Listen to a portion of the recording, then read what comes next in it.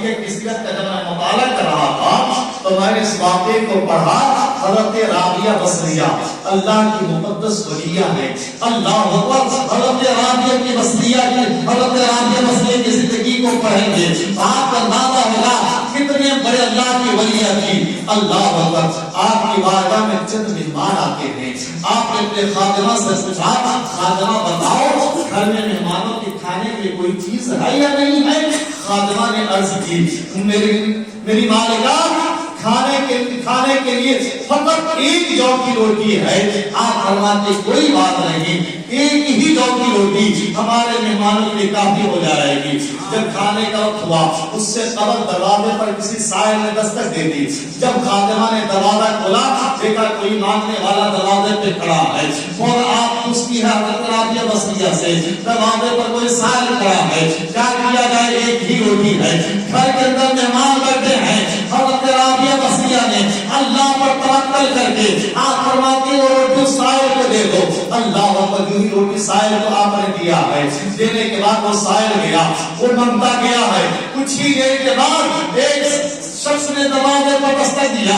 حضرت رابعہ فرماتی ہے کون؟ کہا میں آپ کے 4 روٹی لے کر کے آیا ہوں. کہا جاؤ یہ میری روٹی نہیں ہے. وہ چلا گیا. کچھ دیر کے بعد صاحب نے دروازے پر دستک دی. کہا آج میں 5 روٹی لے کر کے آیا ہوں. اللہ پاک فرماتی ہے میری روٹی نہیں, جاؤ میرے پڑوس میں کسی کی روٹی, میرے پڑوسی میں سے کسی کی روٹی ہوگی. مجھے میری یہ روٹی نہیں ہے, میں اسے نہیں لے سکتی. اتنے میں کچھ دیر کے بعد پھر تیسرے شخص نے دروازے پر دستک دی. کہا دروازہ کھولیے, میں آپ کے 10 روٹیاں لے کر 11 روٹیاں لے کر کے آیا ہوں. اللہ حضرت رابعہ بصریہ فرماتی ہیں ہاں یہ میری روٹی ہے.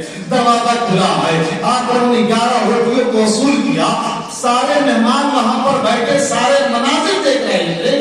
مہمان اس شخص کے جانے کے بعد ان مہمانوں نے حضرت رابعہ بصریہ سے پوچھا اے رابعہ یہ تو بتائیے کہ پہلے شخص نے 4 روٹی لے کر کے دروازے پر دستک دی, آپ نے کہا یہ میرا نہیں ہے.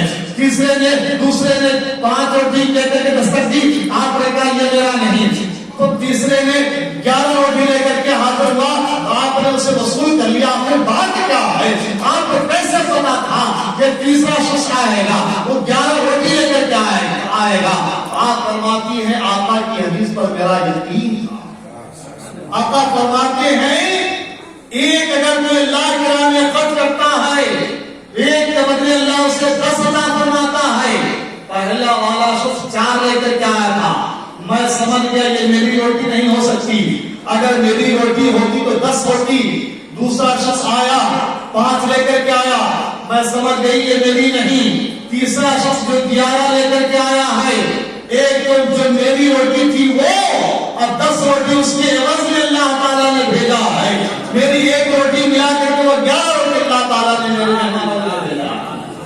پتا کیا چلا, ہم اللہ کے راہ میں جو ایک خرچ کرتے ہیں اللہ تعالیٰ ہم سے ایک کے بدلے 10 عطا فرماتا ہے.